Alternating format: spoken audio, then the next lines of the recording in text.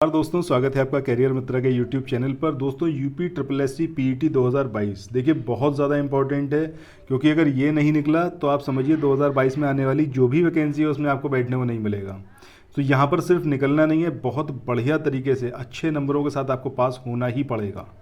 ठीक है। सो अभी ये जो सीरीज़ है हमारी, जिसमें हम टॉप 30 क्वेश्चंस कराएंगे, कभी हिस्ट्री के आएंगे कभी ज्योग्राफी के, तो इसको ज़रूर देखिए। सारे के सारे प्रीवियस ईयर क्वेश्चंस हैं। ठीक है। अभी अगर आप देखेंगे पीईटी 2021 उसका पेपर उठाकर देखिए, उसके बाद जो अभी लेखपाल का पेपर हुआ है या फिर एलडीसी यूडीसी वाला पेपर, सारे क्वेश्चन आपको प्रीवियस ईयर क्वेश्चन में से ही मिल जाएंगे। मतलब 90% मैच जा रहा है। ठीक है। इसलिए बहुत ज़्यादा इंपॉर्टेंट है। बाकी इट्स अप टू यू कि आप पूरा देखते हैं नहीं देखते हैं। ठीक है। वीडियो को मैंने 2 सेक्शंस में बनाया है। पहले सेक्शन में हम जो 30 क्वेश्चंस हैं उसको फटाफट करते हुए चलेंगे, जिसमें सिर्फ क्वेश्चन मैं आपको सामने रखूंगा, उसको आपको सोचना है क्या आंसर होगा। आप देखिए आप कितना कर पा रहे हैं। उसके बाद जब ये पूरे 30 क्वेश्चंस का हम कवर कर लेंगे, ठीक है, उसके बाद हर एक क्वेश्चन से फ्रॉम द बिगिनिंग, पहले क्वेश्चन से जो उसका डिस्क्रिप्टिव पार्ट है उसको कंप्लीट करेंगे। तो एग्जैक्टली ये पूरा वीडियो 2 सेक्शन में रहेगा। पहला सेक्शन रहेगा जिसमें आपका ये रैंडम रहेगा, मतलब बहुत तेज़ी से हम सिर्फ क्वेश्चंस को कवर करते हुए चलेंगे, जिसमें क्वेश्चन और आंसर रहेगा। उसके बाद हम उसके डिस्क्रिप्शन पे जाएंगे। सो इस पैटर्न को अगर आपको अच्छा लगे तो ज़रूर कमेंट सेक्शन में बताइएगा कि इस तरीके से क्वेश्चन करना कितना बेटर है, क्योंकि हो सकता है बहुत सारे लोगों को सारी चीज़ें पता हों उसके बारे में ऑलमोस्ट, तो वो उनके लिए अननेसेसरी हो जाएगा पूरा वीडियो देखना। इसके लिए मैंने इसको 2 सेक्शंस में बनाया है। बाकी आप लोग अगर पहली बार चैनल पर देख रहे हैं वीडियो को, तो ज़रूर अभी चैनल को सब्सक्राइब करिए। ठीक है। और नोटिफिकेशन बेल के आइकन को ज़रूर प्रेस करिए। इसके साथ ही एक इन्फॉर्मेशन आपको और देनी है। ये अपनी स्क्रीन पे जो आप देख रहे हैं कि RO ARO 2022 PCS 2023 क्विज, ये टेलीग्राम चैनल है, इसको ज़रूर ज्वाइन करिए। यहाँ पर आपको डेली ऐसे ही क्वेश्चंस देखने को मिलेंगे और बहुत ज़्यादा इंपॉर्टेंट। ठीक है। सारे इंपॉर्टेंट क्वेश्चंस को हम यहाँ पर कवर करवाएंगे, तो इनको भी ज़रूर अगर आप करना चाहें तो इसको ज़रूर आप तुरंत अभी सब्सक्राइब कर लीजिए इस चैनल को टेलीग्राम पर जाकर। ठीक है। लिंक जो है वो डिस्क्रिप्शन बॉक्स में मैंने दिया हुआ है। सो आइए दोस्तों अब स्टार्ट करते हैं आज के अपने इस वीडियो को। स्टार्ट करते हैं। पहला क्वेश्चन यहाँ पर दिया हुआ है, which of the following Harappan site was divided into 3 parts, यानी कि हड़प्पा काल का कौन सा नगर है जो कि 3 भागों में विभाजित था। ये लोथल है, मोहनजोदाड़ो है, कालीबंगा है या फिर धौलावीरा। ठीक है। तो इसका सही आंसर, मेरे क्वेश्चन को पढ़ने के साथ ही आपको सोचना है सही आंसर क्या होगा इसका, धौलावीरा, यानी कि डी जो है वो यहाँ पर इसका सही आंसर रहेगा। इसके बाद अगला जो यहाँ पर क्वेश्चन आपके स्क्रीन पर है, इसमें पूछा गया है कि मोहनजोदाड़ो जो ये शब्द है इसका अर्थ क्या है। सो आई डोंट थिंक कि आप में से कोई भी ऐसा होगा जो इसका सही अर्थ ना ढूंढ पाए। अब पसंदीदा शहर बिल्कुल नहीं होगा, ना ही रहने की जगह, ना ही एक बाजार क्षेत्र। तो सही आंसर क्या होगा आपका, ऑप्शन बी, यानी कि माउंड ऑफ द डेड। ठीक है। जो मृत्यु का टीला, मृतकों का टीला, वो इसका सही आंसर रहेगा। अगले क्वेश्चन की बात करें, यहाँ पर बात हो रही है सिंधु घाटी सभ्यता के बारे में। इसमें से कौन सा कथन है जो कि सत्य है। पहला, सिंधु घाटी लोग जो थे यहाँ के वो कपास का उत्पादन करने वाले पहले थे। दूसरा, उन्होंने लकड़ी के बक्से में अनाज भंडारित किया। इसके बाद है तीसरा स्टेटमेंट कि सिंधु घाटी सभ्यता पंजाब, सिंध, बलूचिस्तान, गुजरात, राजस्थान, पश्चिम बंगाल के कुछ हिस्सों को कवर करती है। और चौथा स्टेटमेंट है कि सिंधु लोग कुत्तों, बिल्लियों और घोड़ों को बड़े पैमाने पर पालते थे। तो यहाँ पर जो इसका सही आंसर आएगा वो क्या आएगा, ऑप्शन ए, यानी कि सिंधु घाटी सभ्यता के लोग जो थे वो कपास का उत्पादन यानी कि कॉटन प्रोडक्शन करने वाले पहले थे दुनिया में। ठीक है। इसके बाद मूव ऑन करते हैं नेक्स्ट क्वेश्चन पे। उसके बाद नेक्स्ट जो हमारा क्वेश्चन है, इसमें बात करी गई कि हड़प्पा सभ्यता के एक हिस्से लोथल की खुदाई की खोज किसने की थी। अब ये दयाराम साहनी हैं, रखालदास बनर्जी हैं, SR राव हैं या फिर RS विष्ट हैं। तो सही आंसर क्या आएगा आपका, ऑप्शन सी, यानी कि SR राव जो है वो यहाँ पर इसका सही आंसर हो जाएगा। इसके बाद नेक्स्ट क्वेश्चन नंबर 5 की बात करें, तो इसमें बात करी गई है आपसे कि सिंधु सभ्यता में घोड़े की अस्थियों का अवशेष जो है वो कहाँ मिला। वनवाली में मिला, या फिर आपका चन्हूदड़ों में मिला, या फिर सुत कारगे डोर में मिला, या फिर सुरकोटदा में मिला। कहाँ पर मिला आपका घोड़े की अस्थियों का अवशेष। तो इसका जो सही आंसर होगा वो क्या होगा, ऑप्शन डी, यानी कि सुरकोटदा में मिला घोड़े की हड्डियों का अवशेष। अब ये लोअर द्वितीय में आ चुका है 2016 में। सारे ही क्वेश्चन जो आपको यहाँ पर देखने को मिलेंगे इस पूरी सीरीज़ में, तो सारे क्वेश्चन आपके पूछे गए हैं एग्जाम में, इसलिए हर एक क्वेश्चन बहुत ज़्यादा इंपॉर्टेंट है। नेक्स्ट क्वेश्चन यहाँ पर है, निम्नलिखित में से कौन सा सिंधु घाटी की सभ्यता से संबंधित नहीं रहा है। अब ये कालीबंगा है, रोपड़ है, लोथल है या फिर पाटलिपुत्र, तो obviously Pataliputra is not associated with Indus Valley civilization. इसके बाद नेक्स्ट क्वेश्चन की बात करें, नेक्स्ट क्वेश्चन जो यहाँ पर है ये है आपका उपनयन समारोह। इससे क्या समझते हैं आप, क्या तात्पर्य है? बच्चों को एक औपचारिक नाम दिया जाता है इसमें, या फिर बच्चे को सूर्य और चंद्र के औपचारिक दर्शन कराए जाते हैं, या फिर बच्चे को पवित्र जनेऊ धारण कराया जाता है, या फिर बच्चे का विवाह किया जाता है? तो सही आंसर क्या होगा? जनेऊ धारण की जो समारोह होता है या उसका जो एक संस्कार है उसी को क्या बोलते हैं? उपनयन समारोह। इसके बाद next question, question number 8। Question number 8 की बात करें तो इसमें बात करी गई है सत्यमेव जयते। ये जो महावाक्य है ये कहाँ से उद्धृत है या फिर कहाँ से लिया गया है? शतपथ ब्राह्मण, मुंडक उपनिषद, ईशा उपनिषद या फिर ये महाभारत? तो इसका जो सही आंसर आएगा वो क्या आएगा आपका? मुंडक उपनिषद। यहाँ से लिया गया है सत्यमेव जयते, ये जो महावाक्य है। क्वेश्चन नंबर 9 की बात करें, क्वेश्चन नंबर 9 जो है उसमें बात करी गई है वेदों के पद प्रकरण, ये क्या कहलाते हैं? संहिता कहलाते हैं, अरण्यक कहलाते हैं, उपनिषद कहलाते हैं या फिर ब्राह्मण? ये आपका कनिष्ठ सहायक में पूछा गया क्वेश्चन है। ठीक है, तो हर एक क्वेश्चन देख लीजिए, सारे के सारे क्वेश्चन आपके प्रीवियस ईयर के हैं जो यूपी SSSC में पूछे गए हैं। अब यहाँ पर जो आपको बताना है वो है कि वेदों के जो गद्य प्रकरण होते हैं वो क्या कहलाते हैं। ठीक है, गद्य प्रकरण की बात करें तो ये आपके क्या यहाँ पर कहलाते हैं ये बताना है। तो इसका जो सही आंसर आएगा वो क्या आएगा आपका? ऑप्शन बी, यानी कि ब्राह्मण ग्रंथ। ठीक है, ये कहलाते हैं आपके वेदों के गद्य प्रकरण। इसके बाद नेक्स्ट क्वेश्चन की तरफ मूव ऑन करते हैं, क्वेश्चन नंबर 10। क्वेश्चन नंबर 10 जो है इसमें बात करी गई है कि निम्नलिखित में से कौन सा ज्ञान के सिद्धांत पर बल देता है? ये योग दर्शन है, वेदांत है, सांख्य दर्शन है या फिर उपनिषद? ठीक है, कौन सा है जो ज्ञान के सिद्धांत पर बल देता है? तो सही आंसर क्या आएगा आपका? उपनिषद। ऑप्शन डी जो होगा वो यहाँ पर सही होगा। इसके बाद नेक्स्ट क्वेश्चन की बात करें, क्वेश्चन नंबर 11, जिसमें बात करी गई है आपसे कि ऋग्वेद में निम्नलिखित में से किस देवता का सर्वाधिक महत्वता का वर्णन है या फिर किसको सबसे ज़्यादा इंपॉर्टेंस दी गई है ऋग्वेद में? वरुण है, इंद्र है, अग्नि है या फिर शिव? तो सही आंसर क्या होगा? ऑप्शन बी, यानी कि इंद्रदेव को सबसे ज़्यादा वैल्यू दी गई है। इसके बाद नेक्स्ट क्वेश्चन की बात करें, क्वेश्चन नंबर 12। इस क्वेश्चन में बोला गया है कि प्राचीनतम वेद कौन सा है? ऋग्वेद है, यजुर्वेद है, अथर्ववेद है या फिर सामवेद? तो सही आंसर क्या होगा आपका? ऋग्वेद। अच्छा, एक चीज़ याद रखिएगा, ये जो 30 क्वेश्चन है अगर इसमें 25 प्लस आपके नहीं आ रहे हैं दैट मीन्स आपको एंशिएंट इंडियन हिस्ट्री दोबारा से पढ़ने की ज़रूरत है। इसके बाद अगले क्वेश्चन की बात करें, यहाँ पर बात करी गई निम्नलिखित में से किस भारतीय पुरातन ग्रंथ में अपराध और अपराधी का जिक्र आता है? अब देखिए, अर्थशास्त्र की बात करें, मनुशास्त्र की बात करें या फिर न्याय मीमांसा की बात करें तो इन तीनों में ही अपराध और अपराधी का जिक्र आता है, यानी कि ऑप्शन डी जो है वो यहाँ पर सही आंसर रहेगा। इसके बाद मूव करते हैं नेक्स्ट क्वेश्चन पे। अगला जो यहाँ पर क्वेश्चन है इसमें बात करी गई शतपथ ब्राह्मण और तैत्रीय ब्राह्मण, ये किसके ब्राह्मण मूल पाठ हैं? ये सामवेद के हैं, ऋग्वेद के हैं, अथर्ववेद के हैं या फिर यजुर्वेद के? अच्छा, अगर आप पूरा डिस्क्रिप्शन वाला पार्ट भी इस वीडियो का देखेंगे तो आपको मैं ट्रिक्स बताऊंगा जिसके माध्यम से आप हमेशा के लिए इन चीज़ों को याद कर पाएंगे कि कौन सा ब्राह्मण ग्रंथ जो है कौन से वेद से एसोसिएटेड है। ठीक है, तो यहाँ पर बहरहाल इसका आंसर क्या आएगा आपका? यजुर्वेद। इसके बाद अब मूव करते हैं नेक्स्ट क्वेश्चन पे, क्वेश्चन नंबर 15। क्वेश्चन नंबर 15 जो है इसमें बात करी गई है कि ऋग्वेद में निहित गायत्री मंत्र जो है वो कौन से देवता को समर्पित है? अग्नि है, इंद्र है, सावित्री है या फिर मारुत? तो मुझे लगता है कि आपको पता होगा, ये डी ऑप्शन यानी कि सावित्री वो यहाँ पर इसका सही आंसर रहेगा। इसके बाद आगे चलते हैं क्वेश्चन नंबर 16 पे। क्वेश्चन नंबर 16 की बात करें तो यहाँ पर बात करी गई है सर्वाधिक प्राचीन पुराण जो है वो कौन सा है, यानी कि सबसे ज़्यादा पुराना जो पुराण है वो कौन सा है? मत्स्य है, विष्णु है, नारद है या फिर वामन?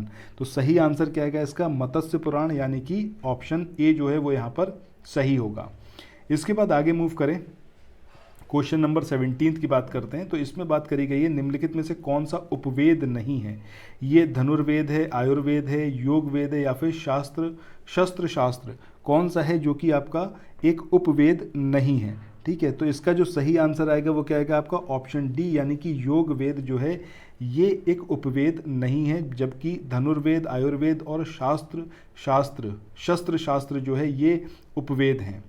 इसके बाद नेक्स्ट क्वेश्चन नंबर 18 की बात करते हैं। तो इसमें बात आपसे करी गई है वैदिक देवता इंद्र के सिलसिले में कि ये जो हैं वो किसके देवता हैं, हवा के हैं, वर्षा चक्रवात के हैं, अग्नि के हैं या फिर तूफान के। तो क्वेश्चन नंबर 18 है हमारा, इसका आंसर यहाँ पर क्या आएगा, ऑप्शन सी, यानी कि वर्षा और चक्रवात के देवता हैं इंद्र। इसके बाद क्वेश्चन नंबर 19 की तरफ मूव करते हैं। क्वेश्चन नंबर 19 में बिंबिसार के बारे में बात करी गई है कि बिंबिसार के दरबार में उस प्रसिद्ध चिकित्सक का नाम आपको बताना है जो भगवान बुद्ध के निजी चिकित्सक थे। अब ये अजातशत्रु थे, सारिपुत्र थे, राहुला थे या फिर जीवक। तो सही आंसर क्या होगा, ऑप्शन सी यानी कि जीवक। इसके बाद नेक्स्ट क्वेश्चन नंबर 20, इसमें बात करी गई है आपसे महात्मा बुद्ध ने डैश में धर्म चक्र परिवर्तन सूत्र यानी कि धर्म चक्र परिवर्तन सूत्र इसका उपदेश दिया। ये कपिलवस्तु, बोधगया, लुम्बिनी या फिर सारनाथ। तो सही आंसर इसका क्या आएगा आपका, ऑप्शन डी यानी कि सारनाथ। इसके बाद मूव ऑन करते हैं नेक्स्ट क्वेश्चन पे, यानी कि 21वां क्वेश्चन। तो 21वां क्वेश्चन जो यहाँ पर है इसमें बात करी गई है कि उस स्थान का नाम बताना है आपको जहाँ बौद्धों की मान्यता के अनुसार गौतम बुद्ध ने अपनी मृत्यु के बाद परिनिर्वाण प्राप्त किया। ठीक है, अब ये कौशाम्बी है, बदायूं है, चित्रकूट है या फिर कुशीनगर। आई होप कि आपको पहले से पता होगा। ऑप्शन बी जो है कुशीनगर, वो यहाँ पर सही होगा। क्वेश्चन नंबर 22 की बात करें तो इसमें बात करी गई है पाली में बौद्ध ग्रंथों को आमतौर पर त्रिपिटक यानी कि 3 फोल्ड बास्केट कहा जाता है। इसमें से कौन सा त्रिपिटकों में से नहीं है, ये अभिधम्म पिटक है, सुत्त पिटक है, उपसर्का पिटक है या फिर विनय पिटक है। ठीक है, तो इसमें आपको बताना है कि कौन सा है जो कि पिटक नहीं है। तो ऑब्वियसली ऑप्शन सी जो है वो यहाँ पर इसका सही आंसर रहेगा। इसके बाद नेक्स्ट क्वेश्चन नंबर 23, इसमें बात करी गई है भगवान बुद्ध की 200 फीट ऊंची कांस्य प्रतिमा, इसको स्थापित करने का निर्णय लिया गया था।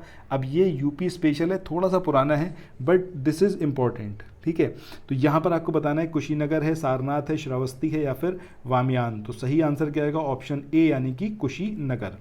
इसके बाद नेक्स्ट क्वेश्चन की बात करें कि बुद्ध का महापरिनिर्वाण ये जो है कहाँ पर प्राप्त हुआ, बोधगया, राजगृह, वैशाली या फिर कुशीनगर। अभी आपने इसका आंसर देखा है। ठीक है, तो कुशीनगर जो है वो सही आंसर रहेगा। इसके बाद अगले क्वेश्चन की बात करें कि किस स्मारक से महात्मा बुद्ध ने दुनिया के लिए बौद्ध धर्म के अपने दिव्य ज्ञान का प्रचार किया। ये हुमायूं का मकबरा है, महाबोधि मंदिर समूह है, कुतुब मीनार या फिर लाल किला। ठीक है, तो यहाँ पर किसकी बात हो रही है, महात्मा बुद्ध ने दुनिया के लिए बौद्ध धर्म का जो दिव्य ज्ञान था उसका प्रचार कहाँ से किया होगा, ऑब्वियसली ऑप्शन बी यानी कि महाबोधि मंदिर समूह। इसके बाद क्वेश्चन नंबर 26 की बात करते हैं। क्वेश्चन नंबर 26 में बात करी गई है कि त्रिपिटक निम्नलिखित में से किससे संबंधित है। तो ऑब्वियसली आपको पता है कि बौद्ध धर्म से रिलेटेड है त्रिपिटक। उसके बाद अगले क्वेश्चन की बात करें, यहाँ पर बात हो रही है कि ज्ञान प्राप्त करने के बाद गौतम को किस रूप में जाना जाने लगा, जिन के रूप में, ज्ञान के रूप में, बोधि या फिर बुद्ध। तो सही आंसर ऑप्शन बी यानी कि बुद्ध के रूप में जाना जाने लगा गौतम को। इसके बाद नेक्स्ट क्वेश्चन नंबर 28, इसमें बात करी गई है बोधगया एक महत्वपूर्ण बौद्ध तीर्थ केंद्र क्यों है। क्योंकि महात्मा बुद्ध यहाँ पैदा हुए थे। हम किसके बारे में बात कर रहे हैं यहाँ पर, बोधगया के बारे में। ठीक है, क्योंकि महात्मा बुद्ध ने यहाँ ज्ञान प्राप्त किया था, या फिर क्योंकि महात्मा बुद्ध ने ज्ञान प्राप्त करने के बाद यहाँ अपना पहला उपदेश दिया था, या फिर क्योंकि गौतम बुद्ध ने यहाँ निर्वाण प्राप्त किया था। ठीक है, तो आपको यहाँ पर बताना है कि कौन सा है जो कि इसका आंसर रहेगा। तो सही आंसर क्या आएगा आपका, ऑप्शन बी यानी कि यहाँ पर महात्मा बुद्ध ने ज्ञान प्राप्त किया था। इसके बाद क्वेश्चन नंबर 29 की बात करते हैं, जिसमें बात करी गई है महात्मा बुद्ध ने अपना पहला उपदेश कहाँ दिया था। तो ऑब्वियसली सारनाथ जो है वो इसका सही आंसर आएगा। और ये है आपका क्वेश्चन नंबर 30 जो आज का आखिरी क्वेश्चन है। इसमें बात करी गई है बौद्धों के लिए उत्तर प्रदेश स्थित सारनाथ क्यों महत्वपूर्ण है। भगवान बुद्ध ने सारनाथ में ज्ञान प्राप्त किया इसलिए, या फिर भगवान बुद्ध का जन्म सारनाथ में हुआ, या फिर भगवान बुद्ध का सारनाथ में महापरिनिर्वाण यानी कि देहांत हुआ था, या फिर ज्ञान प्राप्त करने के बाद महात्मा बुद्ध ने सारनाथ में अपना पहला उपदेश दिया था। ठीक है, तो 30वें का जो सही आंसर आएगा वो क्या आएगा, ऑप्शन डी, क्योंकि अभी आप ऑलरेडी देख चुके हैं इसका सही आंसर क्या है। तो जैसा आप देख रहे होंगे कि रिपीटेड मोड पर सेम क्वेश्चंस आ रहे हैं। और अब जो है हम आगे अगला जो हमारा सेक्शन है जिसमें हम बात करेंगे पूरे डिस्क्रिप्टिव पोर्शन की, यानी कि हर एक क्वेश्चन में और क्या क्या चीज़ें हो सकती हैं जो पूछी जा सकती हैं, उस सबको देखते हैं। ठीक है, कमेंट सेक्शन में अपना स्कोर ज़रूर शेयर करिएगा कि इन 30 क्वेश्चन में से कितने क्वेश्चन आप सॉल्व कर पाए हैं। अभी हमने पहला ये क्वेश्चन देखा था जिसमें बात करी गई थी किसके बारे में, धौलावीरा के बारे में। ठीक है, अब यहाँ पर धौलावीरा से रिलेटेड हर एक पॉइंट को हम कवर करेंगे। अब देखिए, जैसा यहाँ पर आपको पता है कि अगर धौलावीरा के बारे में बात करें तो ये 3 भागों में बटा हुआ था। इसमें ये 3 भाग कौन कौन से थे? पहला था जो किले वाला भाग था, दूसरा था इसमें मध्य भाग इसका, ठीक है, और तीसरा था इसका निचला भाग। तो ये तो इसके 3 पार्ट हो गए जिन पार्ट्स में ये डिवाइडेड था। अब यहाँ पर जो एग्ज़ाम में पूछा जाता है उससे रिलेटेड जो पॉइंट्स हैं उनके बारे में बात करते हैं। पहली बात, इसकी खोज किसने करी? ठीक है, अब ध्यान से देखिएगा, इसका नाम क्या है? धौलावीरा। वीरा मतलब भाई, और ज़्यादातर जो भाई होते हैं वो क्या होते हैं? जोश में होते हैं। ठीक है, किस में होते हैं? जोश में। तो इसका जो उत्खनन करा गया है वो किसके द्वारा करा गया? जोशी के द्वारा करा गया, जिनका पूरा नाम क्या है? जेपी जोशी। ठीक है, जेपी जोशी। अब यहाँ पर जब आप एग्ज़ाम में देखोगे कि यहाँ पर धौलावीरा, इसका उत्खनन किसने करा, तो बस यहाँ से वीरा को अलग करना, और वीरा के अंदर बहुत ज़्यादा जोश है तो आपको ऑप्शन में जोशी अपने आप उठ के सामने आ जाएगा और आप इसको सही ऑप्ट कर पाओगे। ठीक है, इसके ईयर की बात करें तो 1960-61। ठीक है, 62 में चाइना से लड़ाई हुई है तो ऑब्वियस सी बात है उससे पहले इंडिया के अंदर बहुत जोश होगा। ठीक है, मतलब जितने भी भाई लोग थे हमारे, जितने भी ब्रदर्स थे, वो सारे बहुत जोश में थे, वीरे सारे जोश में थे। ठीक है, तो इस तरीके से आप इसका ईयर भी यहाँ पर याद रख सकते हो कि जो इसका पहली बार उत्खनन करा गया वो 1960-61 में करा गया जेपी जोशी के द्वारा। एक और इसमें जो पुरातत्वविद हैं वो भी एसोसिएटेड हैं जिनका नाम है विष्ट। ठीक है, पूरा नाम की बात करें तो पूरा नाम क्या है इनका? आर.एस. विष्ट। आर.एस. विष्ट, इनको भी ज़रूर याद रखिएगा। हो सकता है एग्जाम में इस तरीके से पूछे कि इनमें से कौन कौन पुरातत्वविद जो हैं वो धौलावीरा से रिलेटेड रहे हैं, तो जोशी तो आपको याद रहेगा वीरा से। ठीक है, अब जो कोई मतलब इतने जोश में होगा, वीर होगा, ठीक है, तो ऑब्वियसली बात है कि उसे एक विशिष्ट जगह मिलेगी। ठीक है, विशिष्ट मतलब स्पेसिफिक उसको एक जगह दी जाएगी। तो इस तरीके से आप इसको याद रख सकते हैं कि जेपी जोशी और आर.एस. विष्ट दोनों ही एसोसिएटेड रहे हैं धौलावीरा से, जहां जेपी जोशी ने 1960-61 में इसके मतलब इसकी खोज करी या फिर पहली बार उत्खनन का कार्य प्रारंभ करा, और बड़े पैमाने पर जो कार्य प्रारंभ करा वो एग्जैक्टली 30 साल बाद 1990-91 में ये करा गया आर.एस. विष्ट के द्वारा। ठीक है, तो इस तरीके से आप इसको याद रख सकते हैं। इसके अलावा 2 पॉइंट और याद रखने हैं धौलावीरा के बारे में। ठीक है, अब जैसे यहाँ पर धौला ये शब्द है, धौला का मतलब हो गया धुलाई। ठीक है, धुलाई, इस तरीके से इसको एसोसिएट कर सकते हैं। धुलाई का मतलब हो गया यहाँ पर पानी की जो व्यवस्था है वो अच्छी रही होगी। ठीक है, यानी कि बेहतर यहाँ पर जल प्रबंधन व्यवस्था होगी, यानी कि वाटर मैनेजमेंट जो है वो यहाँ पर अच्छा होगा। तो अगर आपको ऑप्शन में पूछे कि इसमें से कौन सा ऐसी लोकेशन है जहाँ पर जल प्रबंधन अच्छा था, तो ऑब्वियस सी बात है जब आप जैसी देखेंगे धौला यानी कि धुलाई, धुलाई का मतलब क्या हो गया भाई? पानी होगा तभी तो धुलाई होगी, तो पानी का अच्छा यहाँ पर मैनेजमेंट रहा होगा धौलावीरा। ठीक है, दूसरी यहाँ पर एक चीज़ और पूछा जाता है, वो है आपका कि बड़े आकार के 10 चिन्हों वाला एक शिलालेख यहाँ पर मिला। कितने चिन्हों वाला? 10 चिन्हों वाला एक शिलालेख मिला यहाँ पर, इसको याद रखना है आपको। ठीक है, तो ये कुछ एक पॉइंट हैं धौलावीरा के बारे में जो आपको पता होने चाहिए, एग्जाम में आपसे पूछे जा सकते हैं पीईटी में। दूसरे क्वेश्चन की बात करें, ये बात हो रही है आपसे मोहनजोदाड़ो की, तो ऑब्वियस सी बात है इसका आंसर तो अभी हम देख ही चुके थे। ठीक है, माउंट ऑफ द डेड यानी कि मृतकों का टीला। अब यहाँ पर दूसरी जो इंपॉर्टेंट बात है कि इसकी खोज किसने करी। ठीक है, ये खोजकर्ता आपसे ज़रूर पूछा जाएगा, तो इनका नाम आपको ज़रूर याद रखना है, रखालदास बनर्जी। ठीक है, क्या नाम है इनका? रखालदास बनर्जी। ठीक है, क्योंकि इनका नाम एग्ज़ाम में कई बार पूछा गया है और अब फिर से पूछा जाएगा तो कोई बड़ी चीज़ नहीं है, रखाल है। ठीक है, रखालदास बनर्जी। अब कब करा गया? 1922 में इसकी खोज करी गई, सिंधु रिवर।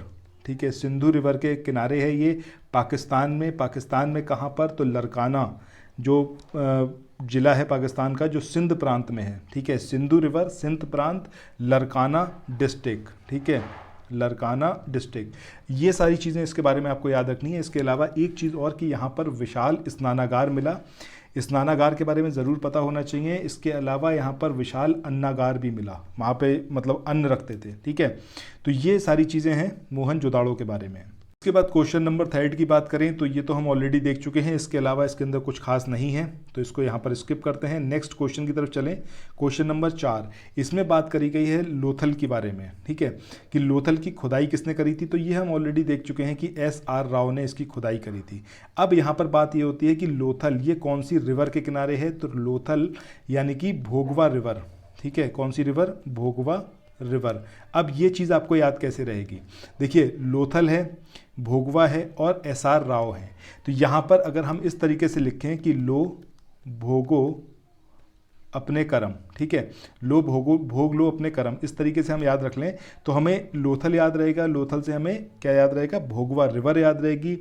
अब कर्म कौन भोगेगा, जो बहुत ज़्यादा राय देगा, ठीक है, या फिर राव, इस तरीके से कुछ याद कर लीजिए, ठीक है। तो SR राव ये यहाँ पर आपको इस तरीके से याद रहेगा। इसके बाद मूव करते हैं नेक्स्ट क्वेश्चन। इस क्वेश्चन में बात करी गई है कि सिंधु सभ्यता में घोड़े की अस्थियों के अवशेष, तो ये हम पहले ही देख चुके हैं कि इसके जो अवशेष मिले वो कहाँ पर मिले, सुरकोटदा में। एक चीज़ और यहाँ पर पूछी जा सकती है कि मिट्टी की जो मूर्तियाँ हैं, छोटी यानी कि लघु मृण मूर्तियाँ, ठीक है, लघु मृण मूर्तियाँ, अगर ये पूछा जाए आपसे कि ये कहाँ पर मिली, कौन सी लोकेशन पर, तब याद रखिएगा, तब ये लोकेशन क्या हो जाएगी आपकी, लोथल। और जब बात करेंगे अस्थियों की या फिर हड्डियों की, तब ये सुरकोटदा रहेगा।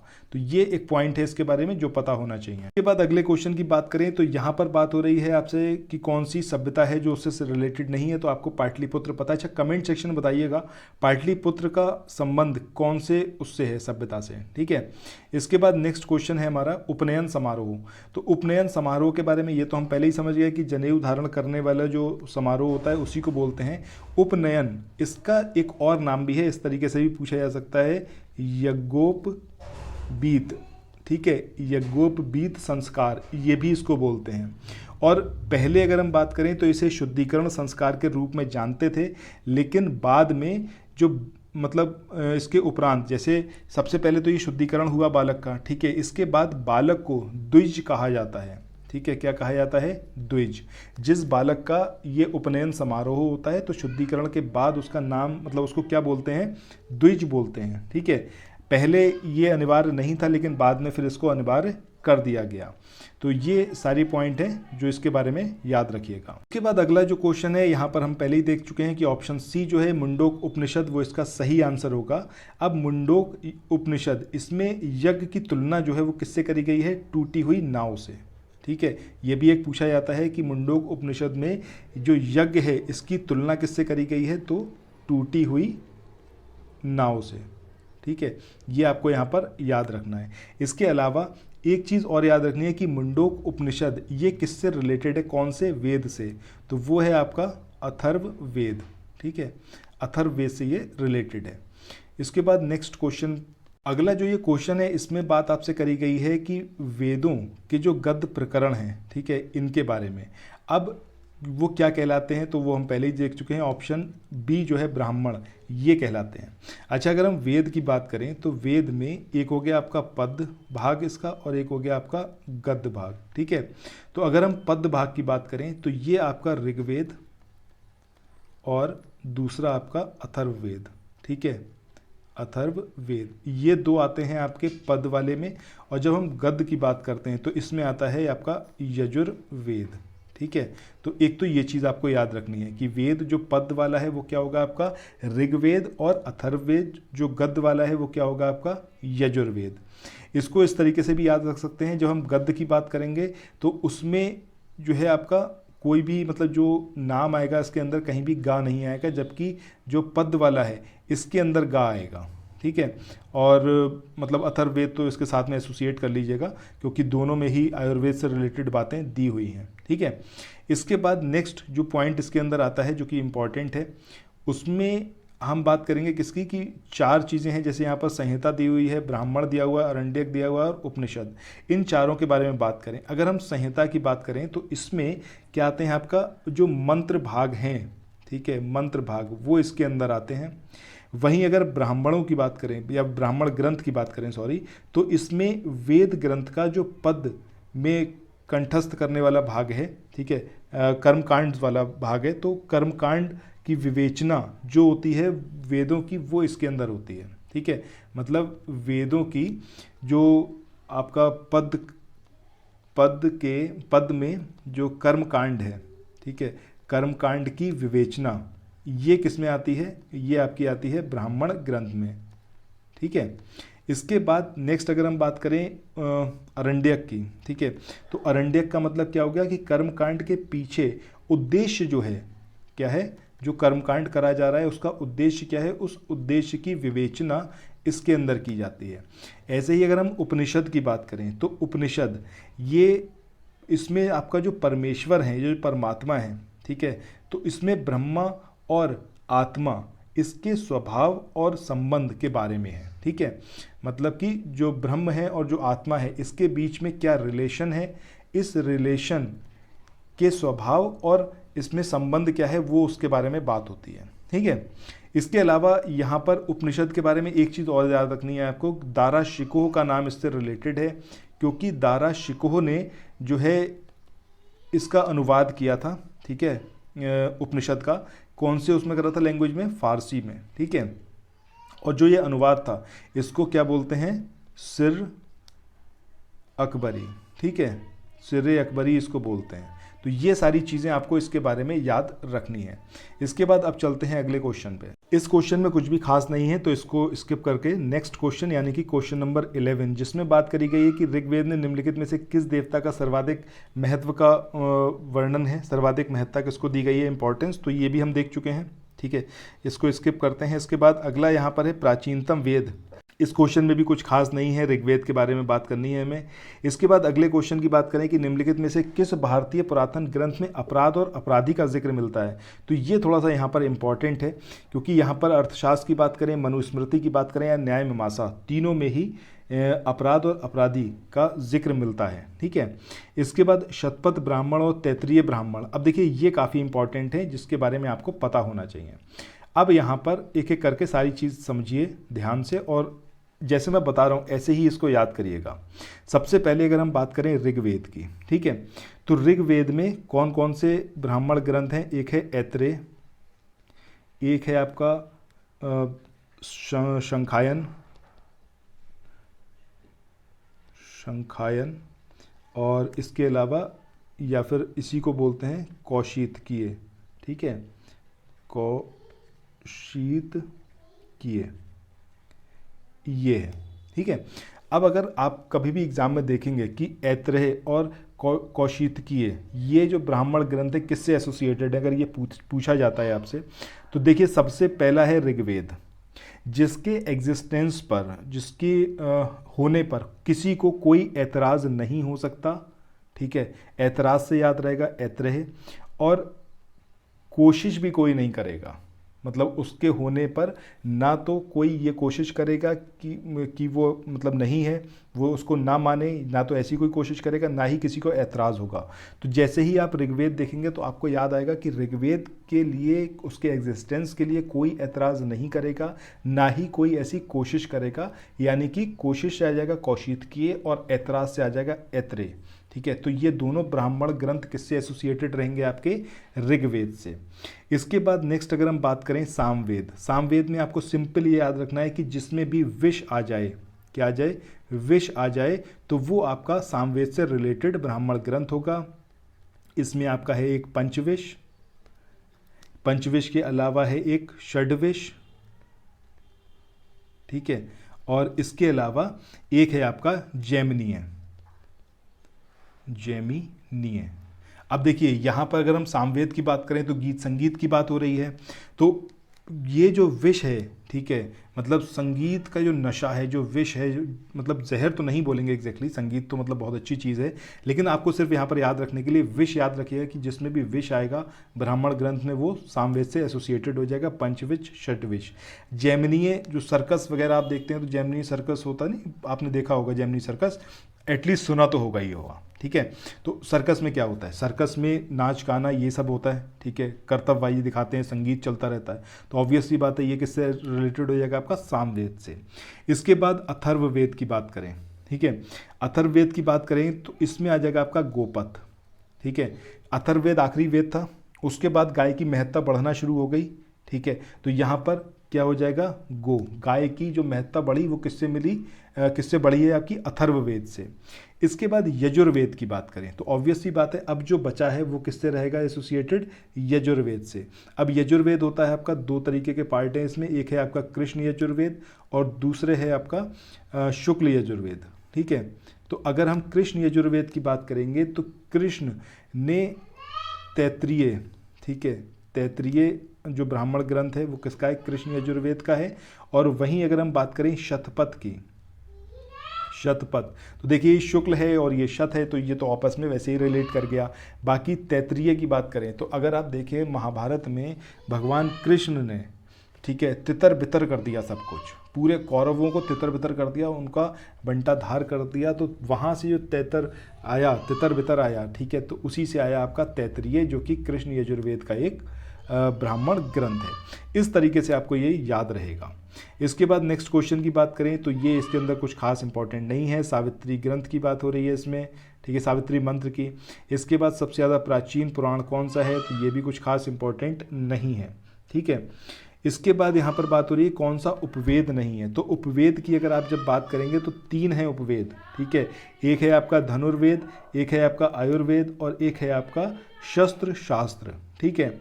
अब यहाँ पर जो धनुर्वेद है ये किससे रिलेटेड है, ये रिलेटेड है आपका यजुर्वेद से, ठीक है। तो ऑब्वियस सी बात है कि यजुर्वेद और धनुर्वेद ये आपस में एसोसिएटेड हो गए, ठीक है। इसके बाद अगर हम बात करें किसकी, आपका आयुर्वेद की, तो ये अभी मैंने स्टार्टिंग में बताया था ये किससे रिलेटेड है, आपका ऋग्वेद से रिलेटेड है। इसके बाद जो आपका ये है क्या नाम है, गंधर्व वेद, ठीक है, एक और याद आप यहाँ पर रखिएगा, गंधर्व वेद, ठीक है। तो गंधर्व वेद की जब आप बात करेंगे तो गंधर्व वेद किससे रिलेटेड है, साम वेद से, ठीक है। ये आपको उपवेद हैं, धनुर्वेद, आयुर्वेद, शस्त्र शास्त्र और गंधर्व वेद, और इनसे रिलेटेड जो वेद हैं वो आपको याद रखने हैं। धनुर्वेद यजुर्वेद से है, आयुर्वेद ऋग्वेद से, और जो शस्त्र शास्त्र है ये किससे रिलेटेड है आपका, सो ये जो शस्त्र शास्त्र है ये आपका किससे रिलेटेड है, अथर्ववेद से, ठीक है। ये चीज़ यहाँ पर आपको याद रखनी है। सो इसके बाद अब मूव ऑन करते हैं नेक्स्ट क्वेश्चन पे, ठीक है। सो अगला जो क्वेश्चन है इसमें बात करी गई वैदिक देवता इंद्र से रिलेटेड कि ये किसके देवता हैं, तो ये हम ऑलरेडी देख चुके हैं। इसके बाद नेक्स्ट बात करें राजा बिंबिसार के दरबार में उस प्रसिद्ध चिकित्सक का नाम बताना है आपको, तो अभी हम देख ही चुके हैं कि जीवक जो है वो यहाँ पर सही आंसर होगा। इसके बाद क्वेश्चन नंबर 20 की बात करें तो इसमें बात करी गई है आपसे कि धर्मचक्र परिवर्तन सूत्र, इसका उपदेश कहाँ दिया गया था, ठीक है। तो ये भी हम ऑलरेडी इसको देख चुके हैं, तो इसमें भी कुछ खास नहीं है। इसके बाद 21st क्वेश्चन की बात करें तो यहाँ पर बात करी गई है कि उस स्थान का नाम बताना जहाँ पर महात्मा बुद्ध को मतलब बौद्ध महात्मा बुद्ध जो है वो मृत्यु के बाद परिनिर्वाण की उन्होंने प्राप्ति करी, तो ये भी हम ऑलरेडी देख चुके हैं। इसके बाद पाली में बौद्ध ग्रंथ की जो आमतौर पर त्रिपिटक यानी कि 3 कहा जाता है उससे रिलेटेड ये क्वेश्चन था। तो इसमें आपको याद रखना है पहली चीज़ ये कि बिंबिसार जो है, ठीक है, बिंबिसार का रिलेशन अभी हमने पहले क्वेश्चन में देख चुके हैं कि बौद्ध धर्म से रहा है। अब यहाँ पर 3 चीज़ें हैं, ठीक है। एक आपको बिंबिसार का बारे में याद रखना है, पूछा जाता है कि कौन से धर्म को ये मानते थे, बौद्ध धर्म को। दूसरी बात सुत्त पिटक की बात करें तो सुत्त पिटक में अगर इस वाले सेकंड वाले की बात करें सुत्त पिटक की, तो इसमें धर्म संबंधी चीज़ें हैं। अभिधम्म पिटक की बात करें तो अभिधम्म पिटक में दार्शनिक विचार इसके अंदर दिए गए हैं, ठीक है। तो ये दोनों चीज़ें इसके बारे में आपको याद रखनी है। इसके बाद मूव ऑन करें नेक्स्ट क्वेश्चन पे। इसमें इस क्वेश्चन को भी हम ऑलरेडी देख चुके हैं, कोई इसके अंदर मतलब नहीं है। क्वेश्चन नंबर 24 भी कुछ खास नहीं है। इसके बाद अगला क्वेश्चन जो है क्वेश्चन नंबर 25, इसमें भी हम देख चुके हैं, तो इसमें भी कुछ और करने की ज़रूरत नहीं है। इसके बाद त्रिपिटक का संबंध किससे है, अभी हम इतनी बार सारी चीज़ें पढ़ चुके हैं इसके बारे में, तो कुछ खास नहीं है ये। इसके बाद महात्मा बुद्ध को किस रूप में जाना जाता था, बुद्ध के रूप में, तो इसको भी यहाँ पर स्किप कर सकते हैं। क्वेश्चन नंबर 28 भी कुछ खास नहीं है, 29 भी कुछ खास नहीं है, ठीक है। मतलब यहाँ पर सिर्फ क्वेश्चन ही सफिशिएंट है, और क्वेश्चन नंबर 30 भी कुछ खास नहीं है। अच्छा, फिर भी अगर आप चाहें पूरा बौद्ध धर्म और जैन धर्म के बारे में देखना तो घटना चक्र की जो बुक है उसका वीडियो मैंने ऑलरेडी अपलोड किया हुआ है, आप डिस्क्रिप्शन सेक्शन में जाइएगा, वहाँ आपको लिंक मिल जाएगा, ठीक है, घटनाचक्र की जो बुक कवर करा रहे हैं, तो उस वीडियो को आप वहाँ से देख सकते हैं, ठीक है। सो ये वाला वीडियो आपको कैसा लगा कमेंट सेक्शन में बताइएगा, और कैसी लगी ये ट्रिक जिससे कि आपको याद रहे, ये कमेंट सेक्शन में बताइएगा। फिर मिलते हैं नेक्स्ट वीडियो में। Till then thank you so much, have a nice day, bye bye.